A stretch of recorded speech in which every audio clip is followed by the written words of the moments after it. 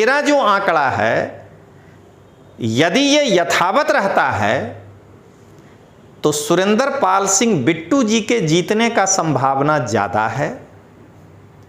लेकिन यदि लोकेंद्र चौधरी जो है कहीं ज्यादा मत पा गए, या आपका वोटर अगर थोड़ा सा भी शिफ्ट कर गया बीजेपी के तरफ, तो सूर्य प्रकाश खत्री जी के भी 10,000 से जीतने का संभावना है।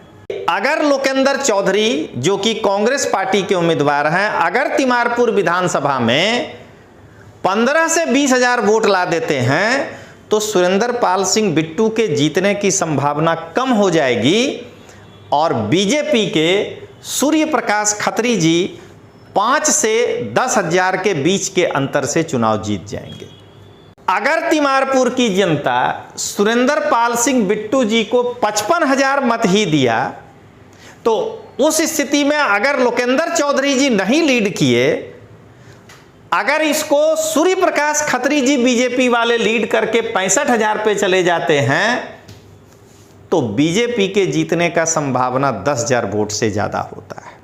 तिमारपुर विधानसभा के 2025 के चुनाव में सुरेंद्र पाल सिंह बिट्टू और सूर्य प्रकाश खत्री दोनों एक मजबूत उम्मीदवार हैं।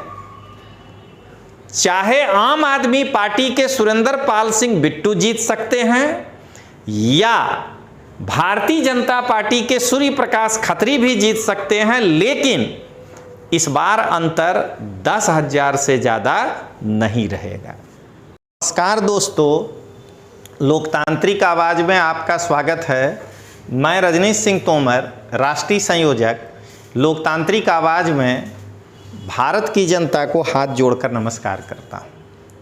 दोस्तों, जैसा कि आप जानते हैं कि 5 फरवरी को दिल्ली में विधानसभा का चुनाव है और 8 फरवरी को रिजल्ट है। तो हम सीट वाइज दिल्ली की जनता को और पूरे भारत की जनता को एक एनालिसिस करके बता रहे हैं कि कहां किसका पलड़ा भारी है और कहां किसका पलड़ा हल्का है। तो आज दिल्ली विधानसभा 2025 के तहत तिमारपुर विधानसभा किसका इसको लिए हैं। इसके पहले मैं बुराड़ी का बना चुका हूं वीडियो। आप में से जो इंटरेस्टेड होंगे वो बुराड़ी वाला इसके पहले के वीडियो में जाके देख लीजिएगा। तो तिमारपुर विधानसभा किसका, बीजेपी, आप या कांग्रेस का। हम सभी जानते हैं कि आम आदमी पार्टी से सुरेंद्र पाल सिंह बिट्टू को टिकट दिया गया है। सूर्य प्रकाश खत्री जी हैं, ये बीजेपी से हैं, और लोकेंद्र चौधरी जी हैं जो कि कांग्रेस से हैं। आइए दोस्तों, पहले तो तिमारपुर विधानसभा की स्थिति पर ध्यान दें।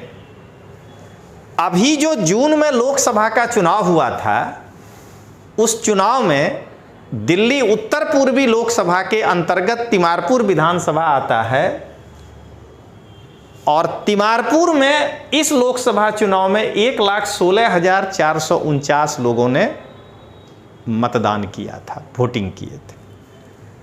तो अब इसका परिचय, ये आंकड़ा है जून में जो चुनाव हुआ था उसमें कितने लोग इस विधानसभा में वोट दिए थे। ये दिल्ली उत्तर पूर्वी में है। यहाँ के सांसद मनोज तिवारी जी हैं। मनोज तिवारी को 8,24,451 टोटल 10 विधानसभा मिला के वोट आया था। कन्हैया कुमार को 6,85,673 और 1,38,778 वोट से मनोज तिवारी विजय हुए थे। जरा तिमारपुर विधानसभा का हिसाब देखें। ये बार बार मैं क्लियर कर रहा हूं कि ये अभी जो जून में लोकसभा का चुनाव हुआ तो उसमें तिमारपुर विधानसभा के कितने लोगों ने मत दिया, तो वो है 1,16,449। 1993 में यहां राजेंद्र गुप्ता जी बीजेपी से विजय हुए थे। 1998 में जगदीश आनंद कांग्रेस से विजय हुए थे। 2003 में सुरेंद्र पाल सिंह बिट्टू कांग्रेस से विजय हुए थे। 2008 में सुरेंद्र पाल सिंह बिट्टू कांग्रेस से विजय हुए थे, लेकिन 13 में सुरेंद्र पाल सिंह बिट्टू हरीश खन्ना जी से, जो कि आम आदमी पार्टी से थे, हार गए थे। अब आइए 2015 में क्या हुआ। तो 2015 में दोस्तों 1,26,364 लोगों ने अपने मताधिकार का प्रयोग किया था। हमेशा दिल्ली में विधानसभा में वोटिंग परसेंटेज बढ़ जाता है।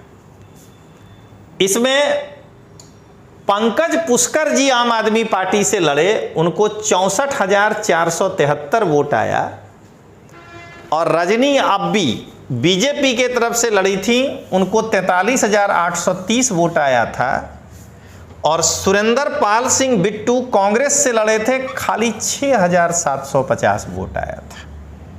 और इस चुनाव में पंकज पुष्कर आम आदमी पार्टी से 20,000 मतों से विजयी हुए थे। अब आइए दोस्तों, तिमारपुर विधानसभा 2020, जहां 2015 में 1,26,364 लोगों ने मताधिकार का प्रयोग किया, 20 में कुछ वोट कम गिरा है, 1,24,052 लोगों ने मताधिकार का प्रयोग किया। दिलीप पांडे जी आम आदमी पार्टी से चुनाव लड़े थे, 71,432 मत पाए थे। सुरेंद्र पाल सिंह बिट्टू कांग्रेस से पाला बदल के बीजेपी में आ गए थे, तो बीजेपी के कैडर वोट के कारण इनको 47,288 वोट आया था। और अमरलता सांगवान कांग्रेस से थी, इनको 3,102 वोट आया और 24,144 मतों से दिलीप पांडे जी विजयी रहे। अगर आप दोनों चुनाव में देखें तो 15 में भी 20,000 का लीड रहा और 20 में भी जो है 24,000 का लीड रहा। अब दोस्तों जरा आगे बढ़ा जाए,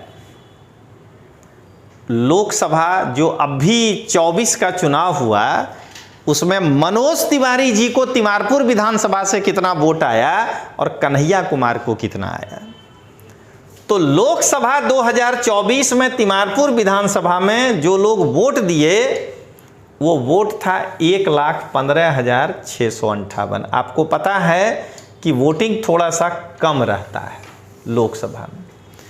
मनोज तिवारी जी जरा देखिएगा, 63,429 वोट पाए और कन्हैया कुमार को 49,807 वोट आया। और यहाँ पर मनोज तिवारी जी को लीड 13,569 का था।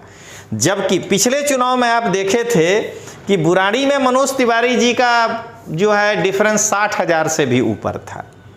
तो अब इसके आधार पर यदि प्रेडिक्शन करना हो कि तिमारपुर विधानसभा में 2025 में, तो मुझे लगता है कि इसी के आसपास वोटिंग होना चाहिए, 1,30,753।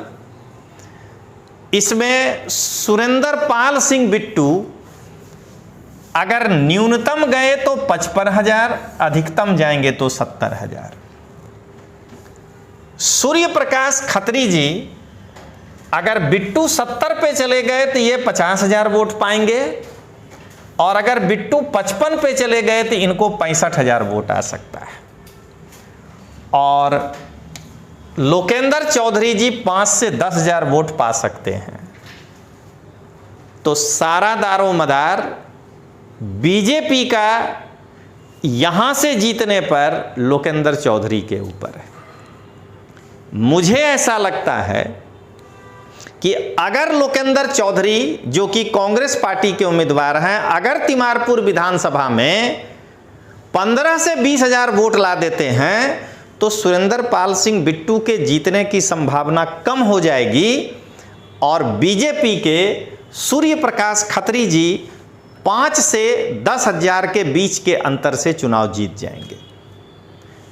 या अगर तिमारपुर की जनता सुरेंद्र पाल सिंह बिट्टू जी को 55,000 मत ही दिया, तो उस स्थिति में अगर लोकेंद्र चौधरी जी नहीं लीड किए, अगर इसको सूर्य प्रकाश खत्री जी बीजेपी वाले लीड करके 65,000 पे चले जाते हैं, तो बीजेपी के जीतने का संभावना 10,000 वोट से ज्यादा होता है।